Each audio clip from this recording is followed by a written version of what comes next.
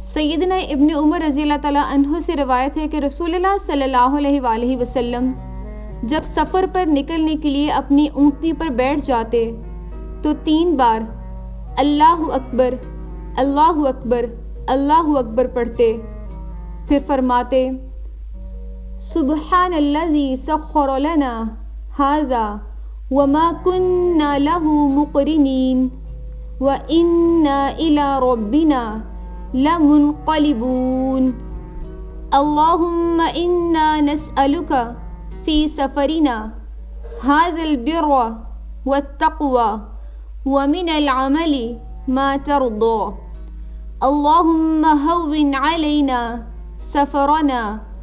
هذا واطوي عنا بعده اللهم أنت الصاحب في السفر والخليفة في الأهل اللهم إني أعوذ بك من وعثاء السفر وكابة المنظر وسوء المنقلب في المال والأهل آئبون تائبون عابدون